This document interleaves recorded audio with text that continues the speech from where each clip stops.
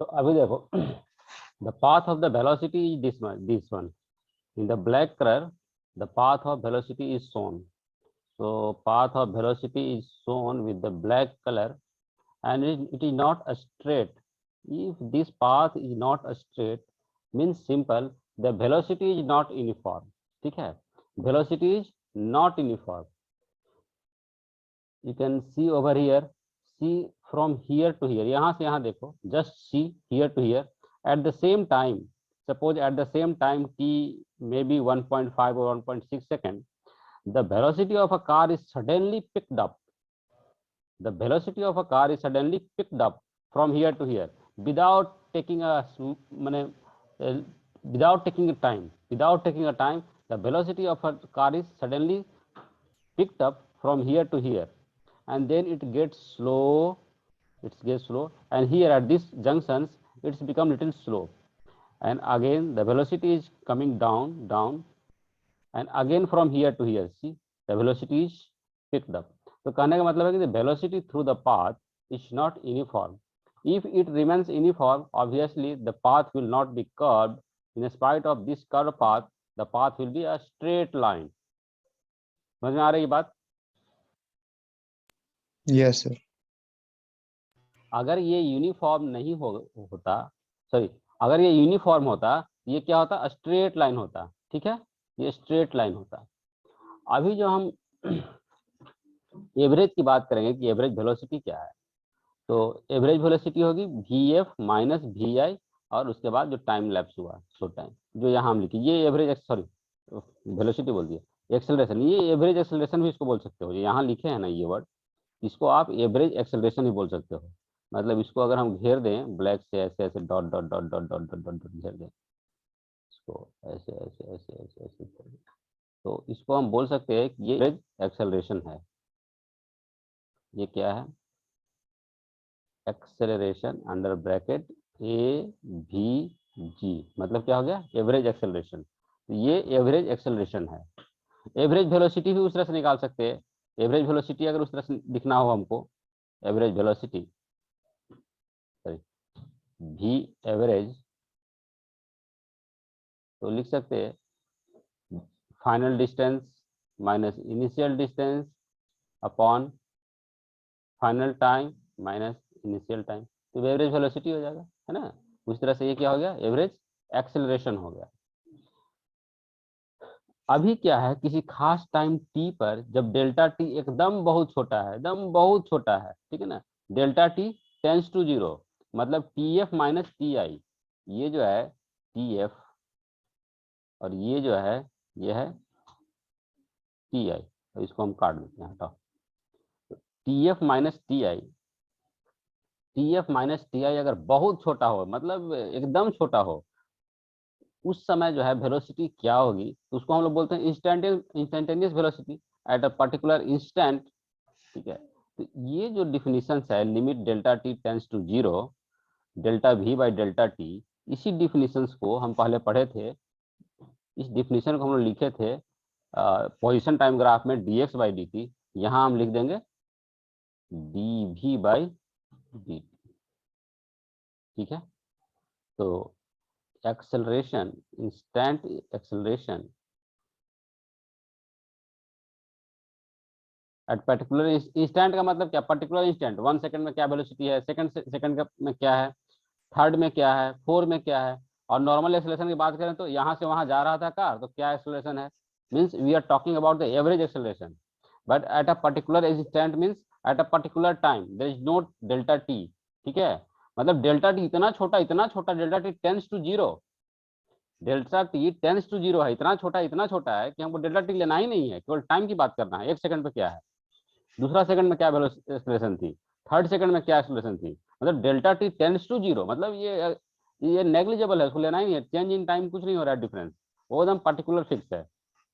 तो ये acceleration, instantaneous acceleration जो है, वैसे ऐसे लिखते नहीं है, ये इंस्टेंट करके ऐसा कुछ लिखा नहीं जाता है, बस हम लिख दिए, कोई दिक्कत नहीं है वैसे लिखने से.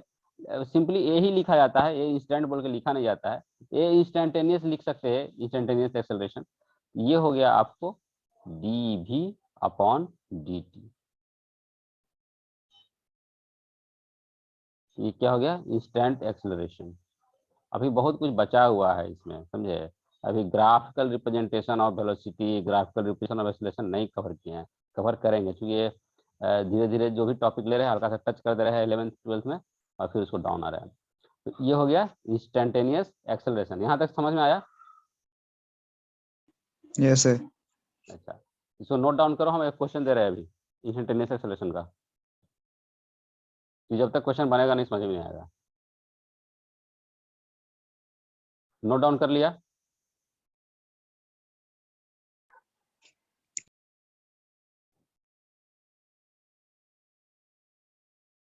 साहिल समझ में आया तुमको?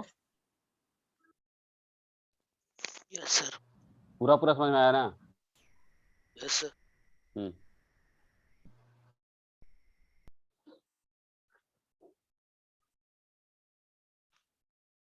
नोट डाउन कर लिया? मैं मिटाऊं इसको? Suraj, are you getting? Yes sir. सूरज,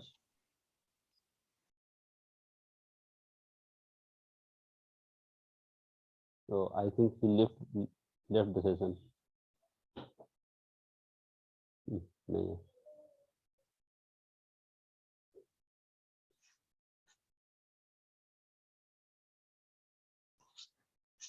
जितने लोग ज्वाइन किए थे वो सारे लोग छोड़ दिए, उनको क्या 10th पढ़ना था, 11th पढ़ना था? प्रॉब्लम क्या हुआ, कुछ बात की क्या प्रॉब्लम हुआ उन लोगों को? क्या समझ में नहीं आया, प्रॉब्लम क्या है? सर नहीं पता।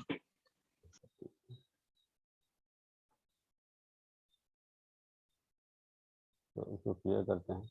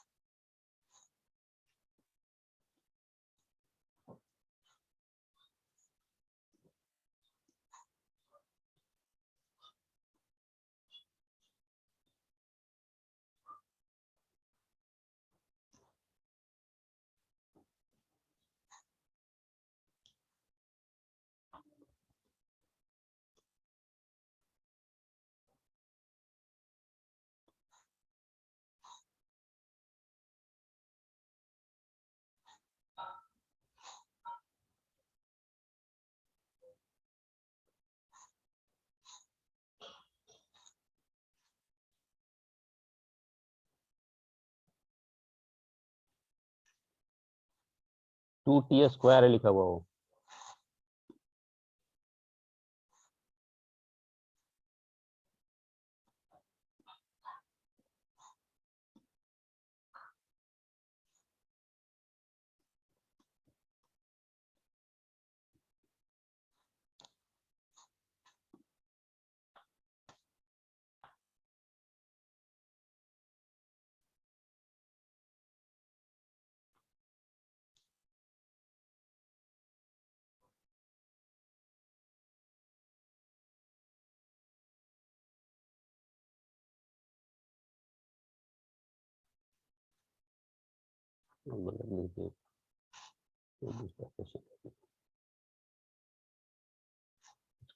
पोजिशन वाला था ना क्वेश्चन, क्वेश्चन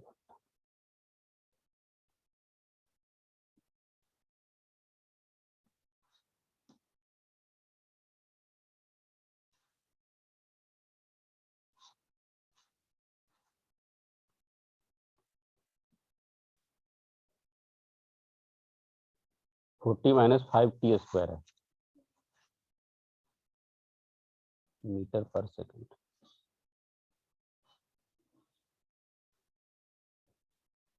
कर दो,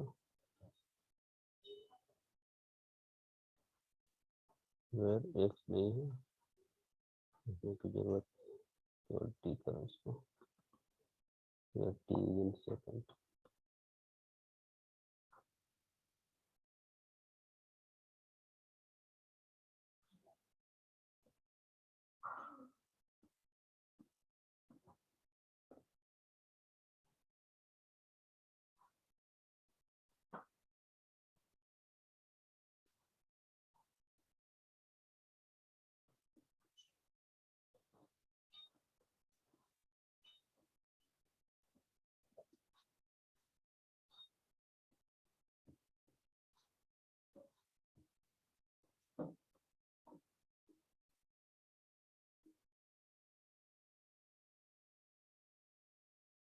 find the average acceleration in the time interval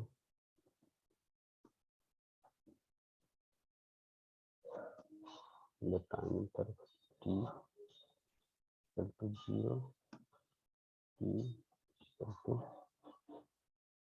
2 कर दो इसको,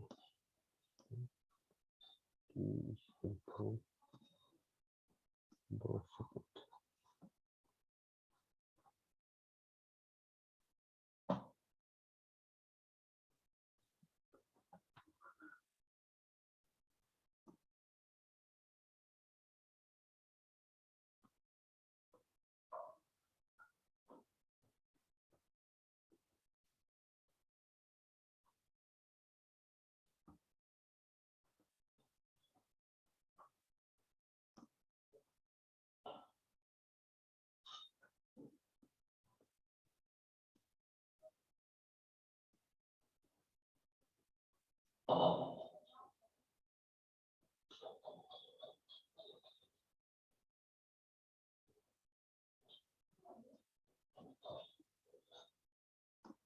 कैलकुलेट किए तो इसको।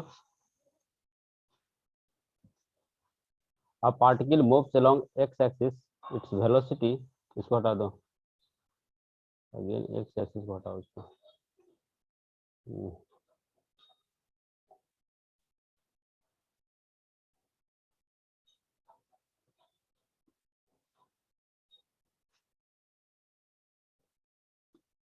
The velocity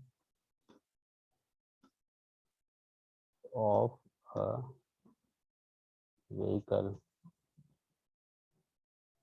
The velocity of a vehicle varies with time according to this much, where t is in second. Where t is in second, determine average acceleration in the time interval t is equal to 0 to t is equal to 2 seconds. Acceleration of vehicle when time is 4 seconds. Acceleration of vehicle when time is 4 seconds. चलिए निकालिए तो इसको।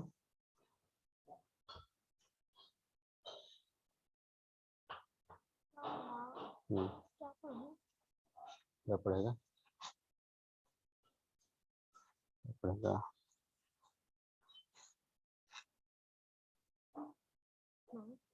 मैं देख लूँ।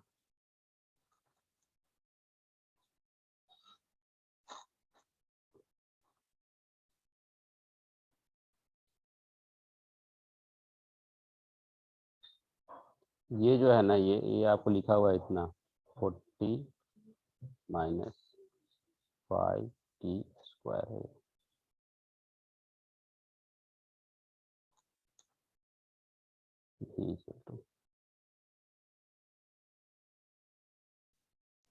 Sir sir पहला का answer -20 metre पर सेकंड हुआ क्या? पहला का आंसर -20 तो नहीं है लिखा हुआ यहाँ पे। ये एक्चुअली रेशने हेल्डे का क्वेश्चन है, ठीक है। ये है सर -10 मीटर पर सेकंड स्क्वायर लिखा हुआ है, बट सॉल्यूशन अवेलेबल नहीं है। मैं सॉल्व करता हूँ, देखो इसको। सर सेकंड वाला का 0 होगा। सेकंड का 0 तो नहीं लिखा है। 0 आ रहा है सर। 0 आ रहा है, अच्छा हम टाइपिंग मिस्टेक कर दिए हैं, 4 सेकंड लिख दिए हैं। 2 सेकंड है इसका, ठीक है देख लेते हैं। इधर भी टाइपिंग मिस्टेक किए क्या? सेकंड का 0 आ रहा है। सेकंड का 0 आ रहा है, अच्छा ठीक है। देखते हैं कुछ मेरा भी टाइपिंग मिस्टेक हो गया है। और एवरेज एक्सेलरेशन हम पहले लिखते हैं, एक्सेलरेशन ए भी जी एवरेज हम क्या लिखे थे, v final minus v initial upon t final minus t initial. ये एक ही चीज है, कोई दिक्कत नहीं है, ऐसा भी लिख सकते हो v minus you by T, ठीक है। ये क्योंकि एवरेज है डेल्टा टी हो जाएगा, ठीक है। तो v फाइनल कहने का मतलब v एट 2 सेकंड है ना। यस तो हो गया 40 माइनस, चलो सिस्टमेटिक ही कर देते हैं सॉल्व, होगा बढ़ जाएगा।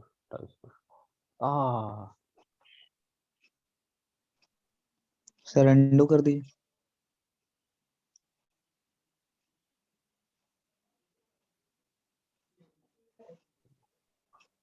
ए है, सॉल्यूशन हम कर रहे हैं ए का,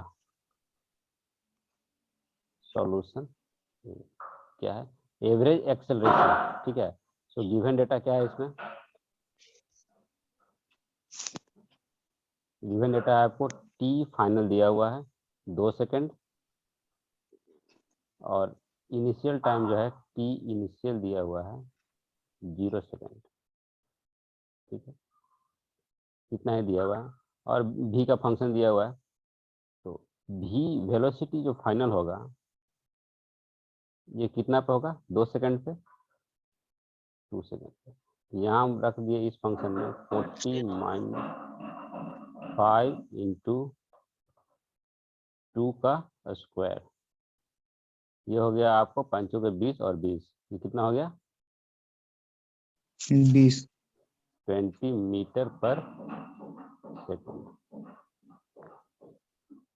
भी इनिशियल है 0 सेकंड पे, ये कितना हो गया 40 हो गया है ना, 40 मीटर पर सेकंड, यही हुआ ना। Yes sir. टी की जगह 0 पुट करेंगे तो क्या हो जाएगा, ये तो पूरा टर्म 0 हो जाएगा, 40 कल बचेगा। मैं लिखूं क्या पूरा, नो सर, सही है। तो एवरेज एक्सेलरेशन जो है, एक्सेलरेशन एवरेज जो है ये क्या हो जाएगा, भी फाइनल माइनस भी initial upon T final minus T. तो भी minus you by delta T, T है, कितना समय लगा वही लिखा हुआ है। तो ये कितना हो गया 20, अच्छा इनिशियल ज्यादा आ रहा है ना, -20/2। तो ये हो गया 20 - 40 अपॉन 2 - 0, तो कितना हो गया -20 अपॉन 2, तो ये हो गया, इसका हुआ -10 मीटर पर सेकंड स्क्वायर, मतलब रिटार्डेशन है, ठीक है ना, 0 से 2 सेकंड के बीच में उसका वेलोसिटी जो है कम हो रहा है। तो ये आ गया आपको -10 मीटर पर सेकंड स्क्वायर, सही है यहाँ पे सबका। Yes sir. Yes sir. अब आते हैं acceleration of vehicle when T is 4 second, यह हो गया इंस्टेंटेनियस एक्सेलरेशन की बात। तो बी जो पार्ट है इसको हम करते हैं बी, रेड कलर दे देते हैं, इसको मिटा दूं क्या, फर्स्ट वाला को लिख लिया सब, ए को यहाँ से यस यहाँ को, सर। हाँ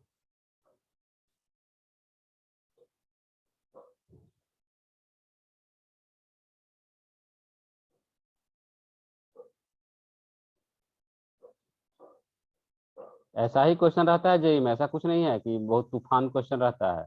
थोड़ा सा और आगे थोड़ा वेक्टर पढ़ा दूंगा तो लगेगा कि सब खत्म हो गया, बस उतना ही रहता है, थोड़ा सा वेक्टर फॉर्म में और भी रहता है, थोड़ा सा ऐसा भी रहता है, और थोड़ा कभी कुछ क्रिटिकल रहता है, वेक्टर उटर लिख देता है उसमें।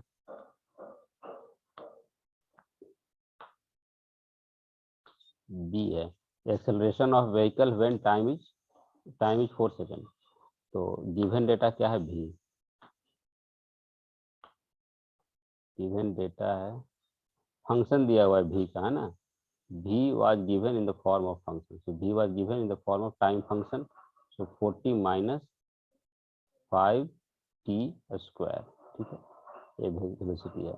तो इंस्टेंटेनियस जो एक्सेलरेशन है, एक्सेलरेशन एट 4 इंस्टेंटेनियस, इसको हम अभी जस्ट पहले डिफाइन किए हैं क्या, dv अपॉन dt, है ना। तो d dt और v की जगह हम रख दिए कितना 40 - 5t स्क्वायर। अब इसको हम एक्सपेंड करेंगे तो ऐसे लिखेंगे d dt और यहाँ 40 माइनस d dt और यहाँ 5t स्क्वायर। अभी समझाएंगे, तुम लोग को थोड़ा डिफरेंशिएशन में प्रॉब्लम हुआ होगा इसलिए नहीं बना होगा, हम तभी समझाते हैं, थोड़ा ध्यान से सुनो। यहाँ पे एक फॉर्मूला लिख रहे हैं, ठीक है, रेड कलर में, इसको भी नोट कर लेना। यहाँ पे एक फॉर्मूला लिख रहे हैं हम d dt टी या डी डी एक्स, और ये सी है, सी फॉर कांस्टेंट, ये सी फॉर कांस्टेंट इक्वल टू होता है 0। अगर डिफ्रेंशिएट करें किसी डिजिट को, किसी कांस्टेंट को, तो क्या हो जाता है 0, ये हो जाता है 0। ठीक है, तो अब देखो ये क्या है, कांस्टेंट है, 40 क्या है, कांस्टेंट है, ये फॉर्मूला है, यस सर। ये कांस्टेंट है। ऐसा भी लिख सकते हैं डी डी एक्स, और अगर सी है तो ये भी 0, डी डी वाई, अगर मान 5 है ये भी 0। मतलब डिफ्रेंशिएट किसी भी फंक्शन से करते हैं, अगर कांस्टेंट है तो 0 हो जाएगा। तो अब आगे बढ़ते हैं, यहाँ से यहाँ फिर लिख रहे हैं, ये हो गया आपको 0, फर्स्ट टर्म हो गया 0, सेकेंड टर्म हो गया, इस अगर ऐसा है 5 इंटू एक्स है, ठीक है, अगर डिफ्रेंसिएशन में ऐसा है डी डी एक्स और 5 एक्स है या 5 एक्स स्क्वायर है, ये 5 कॉमन हो जाएगा, बाहर निकल जाएगा, ऐसा लिख सकते हैं 5 डी डी एक्स और एक्स स्क्वायर। क्योंकि डिफ्रेंशिएट केवल वेरिएबल होता है, कोई कांस्टेंट फंक्शन डिफ्रेंशिएट नहीं होता है। डिफ्रेंशिएट केवल क्या होता है, वेरिएबल होता है, तो वेरिएबल ही डिफ्रेंशिएट होगा, ये 5 बाहर निकल जाएगा, ये हो जाएगा -5 और डी डी टी, और ये हो जाएगा टी स्क्वायर। फिर आगे बढ़ते हैं, ये जो 0 है 0 को छोड़ देते हैं, बचा माइनस और 5।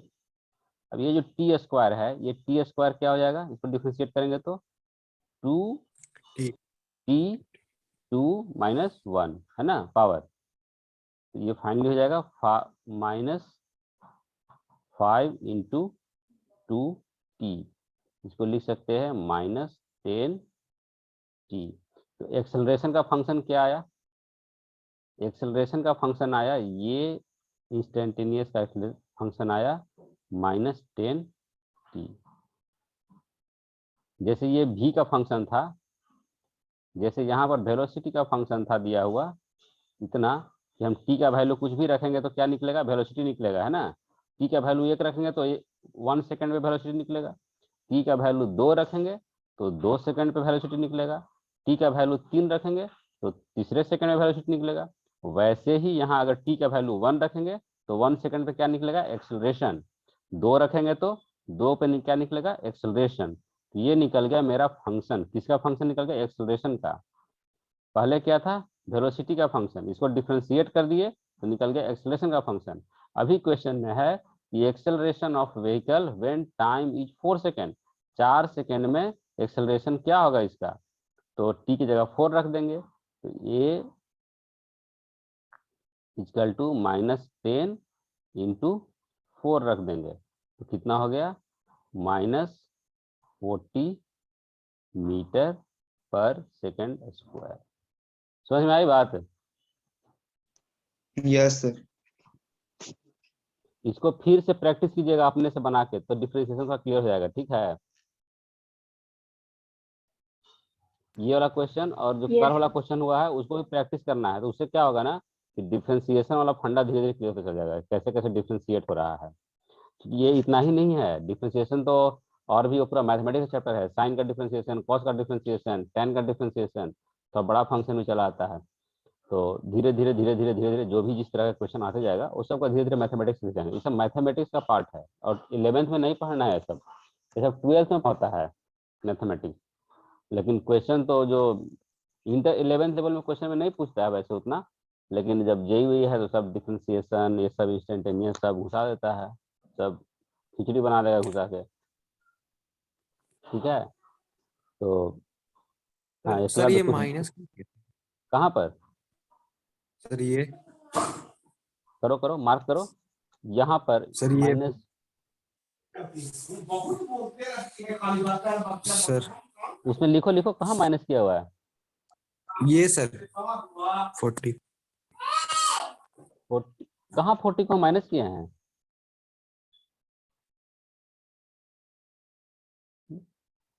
40 को माइनस तो नहीं किया, 40 सर तो ये जीरो डी जीरो डी जो बाई किया ना सर वो है। Sir D by D T minus जो किया ना डी माइनस एक्सपेंड करके। डी बाई डी टी, अच्छा अंडर ब्रैकेट जो 40 लिखे हैं, नहीं सर ये पूरा जो सर्किल किया हम। पूरा सर्किल किए उसको कैसे लिख दिए? अच्छा हम समझ यस गए सर। समझ गए समझ गए समझ गए। ठीक है ठीक है, ठीक, समझ गए।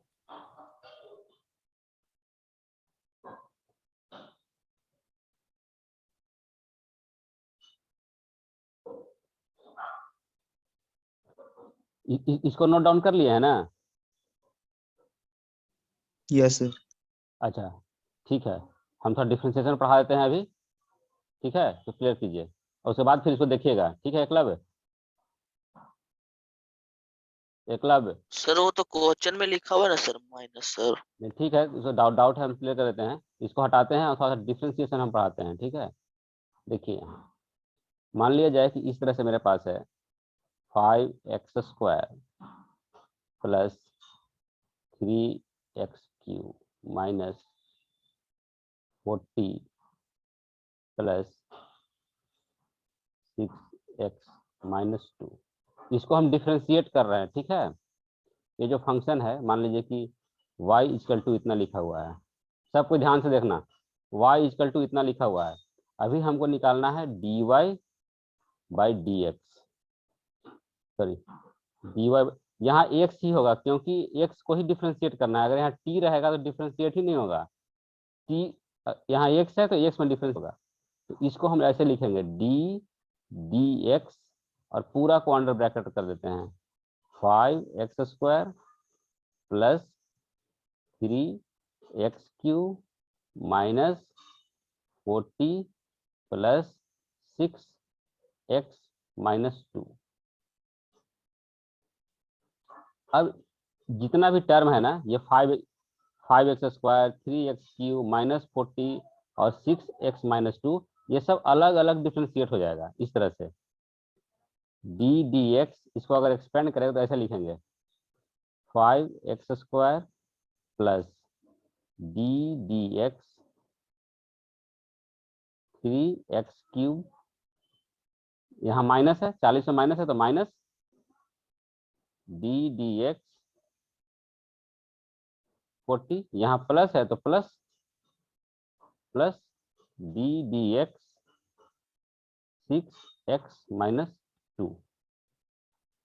अब देखिए यहाँ पर 5 है तो 5 हम फॉर्मूला लिखा है कि 5 बाहर चला आएगा, इसको लिखेंगे 5 ddx x² प्लस यहाँ 3 है कांस्टेंट तो 3 बाहर आएगा, 3 ddx x³। यहाँ पर कांस्टेंट है तो कांस्टेंट डायरेक्ट डिफरेंशिएट होगा, क्या हो जाएगा 0, ये हो गया 0 जीरो। प्लस ये 6 है वेरिएबल में तो 6 बाहर आएगा, 6 ddx x-2। अब इसको डिफरेंशिएट करना है, इसको डिफरेंशिएट करना है और इसको डिफरेंशिएट करना है, कर रहे हैं 5 × 2x, सही है ना? सही लिखे ना? Yes sir. Yes sir. Eklavya ये 2 - 1 हो जाएगा, इसलिए हम 1 लिख दिए थे, ठीक है, डायरेक्ट लिख दिए। और यहाँ पे क्या हो जाएगा 3 × 3x², 0 हटा देते हैं, प्लस 6 × -2 कॉमन होगा, -2 बाहर निकलेगा और x-2 और -1 तो कितना हो गया 10x plus 9x² plus sorry minus 6 दूना 12 12x-3। इसमें कहीं डाउट है तो बोलो एकलव्य। नहीं सर यहाँ सही से है, यहाँ हो गया। तो वो भी समझ में आ गया होगा, सर हो गया। हो गया ना? चलो आज थोड़ा लंबा डोज हो गया, थोड़ा थोड़ा डिफ्रेंशिएशन ऐसे ही कहीं मिलो देखना, और जो भी हम लिख रहे हैं सबको प्रैक्टिस करना, ये सब याद हो जाएगा धीरे धीरे कैसे कैसे कैसे कैसे हो रहा है। ये मैथमेटिक्स का पार्ट है, 12 का मैथमेटिक्स का पार्ट है ये, ठीक है ना? लेकिन वो मैथमेटिक्स और फिजिक्स दोनों जो है ना खिचड़ी बनाता है हमेशा। और इसीलिए जो मेडिकल के बच्चे होते हैं ना, नीट तैयारी करने वाले, जो हम पढ़ाए नीट के बच्चों को, बहुत प्रॉब्लम होता है, क्योंकि वो 2 साल पूरा मैथमेटिक्स छोड़ चुके होते हैं, वो घुसबे नहीं करता है, कितनों घुसाओ वो फ्रस्ट्रेट होकर फिर कोटा भेजो कहीं भेजो, वो फ्रस्ट्रेट आता है, क्योंकि इतना मैथमेटिक्स घुसता है फिजिक्स में ना, दिमाग खराब होने लगता है वो लोग का कि क्या हो रहा है। सर हाँ, ये आगे भी डिफरेंशिएट हो सकता है? ये अब क्या होगा, डिफरेंशिएट खत्म हो गया, इसमें अब क्या डिफरेंशिएट होगा, ये अब डीएक्स बचा क्या, डीएक्स तो यहीं खत्म हो गया, देखो कहाँ गया, डीएक्स तो यहीं खत्म, यहाँ के बाद खत्म कर, डीएक्स कहीं है, अगर डिफरेंशिएट करेंगे तो हो जाएगा। मान लीजिए कि इस फंक्शन को हम लिख दिए जेड, कहाँ गया, इसको हम लिख दिए मान लिया जेड, ठीक है, Z equal to this much है, Yes. ठीक है, और फिर हमको निकालना है, मान लिया जाए, तो चलिए आप लोग का असाइनमेंट है, आप लोग निकाल के रखिएगा, dz अपॉन dx कितना आता है, ठीक है। जैसे मान लिया जाए कि ये जो है अगर पोजीशन है, ये पोजीशन है, तो ये वाला वेलोसिटी हो जाएगा,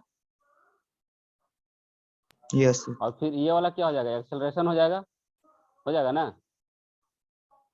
यस सर।